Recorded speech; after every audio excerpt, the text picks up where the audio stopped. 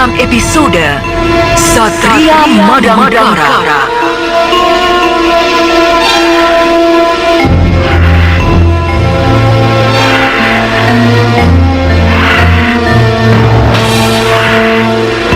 Suatu hari, di atas langit yang jernih, seorang yang begitu tampan dan gagah menaiki seekor burung Raja Wali raksasa. Dia adalah Sang Prabu Brahma Kumbara, Raja Agung Madangkara. Sementara itu, di kerajaan Majapahit, Sang Prabu Wikramawardhana dan beberapa bawahannya, yaitu Patih Gajah Lembana, Narapati Raden Gajah, dan lainnya, terlibat pembicaraan yang sangat penting. Jelas, Wirabumi mau melepaskan diri dari kekuasaan Majapahit. Rupanya ia ingin mewujudkan cita-cita Sang Apanji Waningiun yang belum terlaksana sampai beliau wafat. Ampun Gusti Prabu. Kalau Kaisar Yungluo tidak mau memberikan pengakuan pada Wirabumi, tidak mungkin Pamotan berani melakukan tindakan gegabah itu. Hal yang sama pernah dilakukan oleh Kaisar Hongwu yang merestui kebebasan negeri Suwarnabumi dari kekuasaan Majapahit. Alasan lain adalah karena Wirabumi putra Ramanda Hayam Wuruk. Ia merasa paling berhak daripada aku yang hanya seorang menantu. Meskipun seharusnya ia memahami bahwa istriku Putri Permaisuri, sedangkan ia terlahir dari seorang selir. Bagaimanapun juga, dia telah merongrong kewibawaan Majapahit. Apalagi akan kalian laporkan? Kamu, Narapati Raden Gajah? Mata-mata yang hamba kirimkan ke Pamotan melaporkan bahwa Wirabumi sedang mempersiapkan angkatan perangnya secara sungguh-sungguh, Gusti. Utusan Kaisar Yunglo juga terlihat di sana. Mungkin mereka yang membawa cap kerajaan dari perak berlapis emas sebagai tanda pengakuan dari Kaisar kepada Pamotan. Yang mengherankan, banyak tentara Yunglo yang ikut dalam latihan perang itu, Gusti Prabu.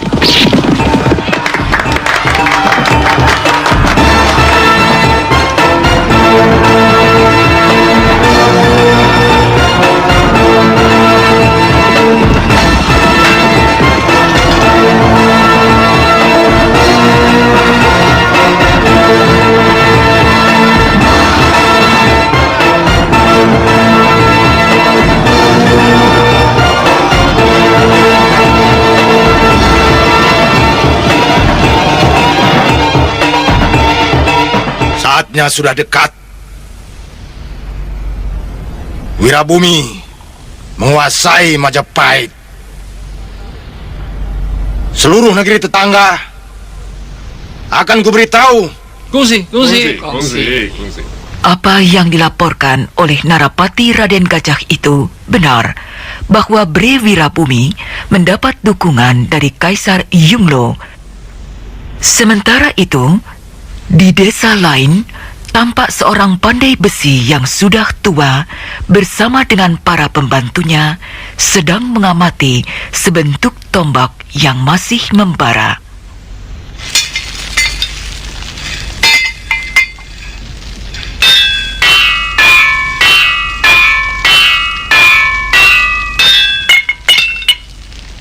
Perang hanya menyengsarakan, mematikan perdagangan dan memiskinkan rakyat.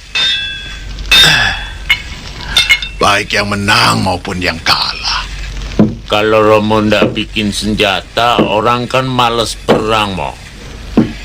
Mau perang pakai apa, wong senjatanya ndak ada kok. Dagal.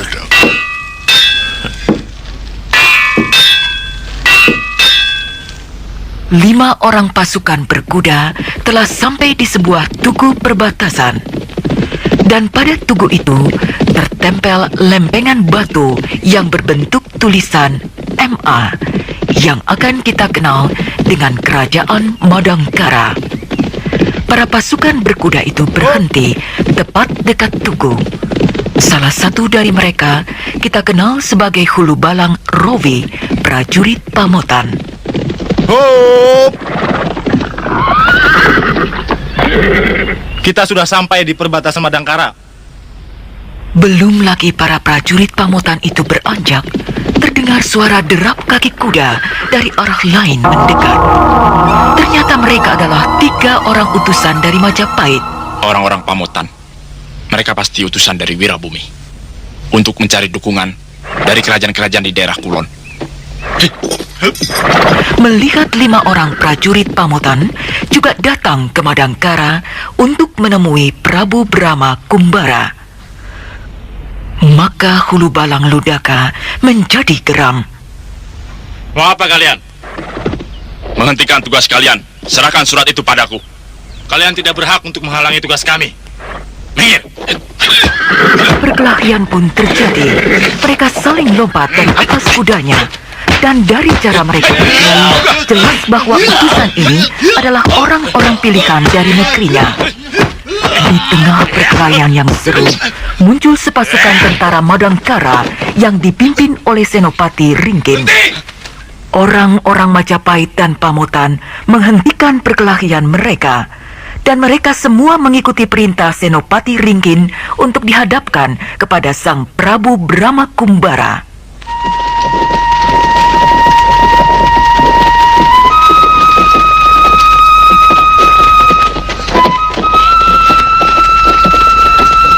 Mestinya kamu tidak boleh selalu memaksakan kehendak, Mantili. Sekarang kamu adalah seorang istri, bukan lagi Dewi Mantili si pedang setan yang selalu bertindak seenaknya. Ada orang lain jadi pimpinanmu, suamimu.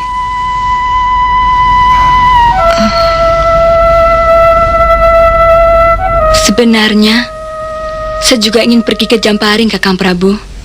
Sudah 3 bulan kita belum ke sana.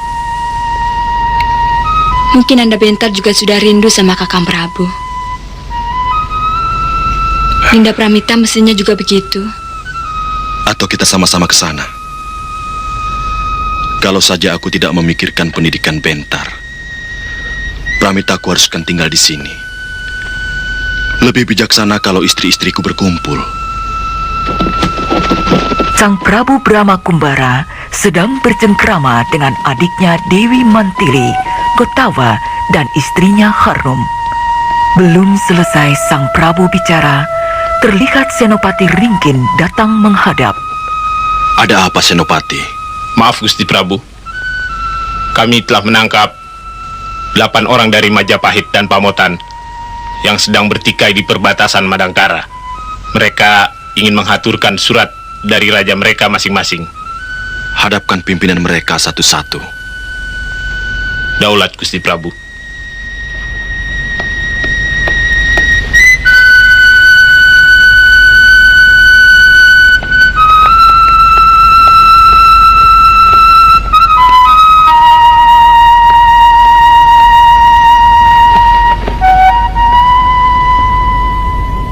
Senopati Ringkin keluar memanggil satu persatu utusan-utusan itu untuk menghadap kepada Sang Prabu Brahma Kumbara.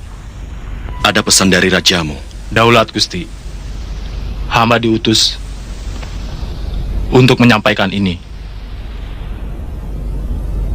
Kamu boleh pulang.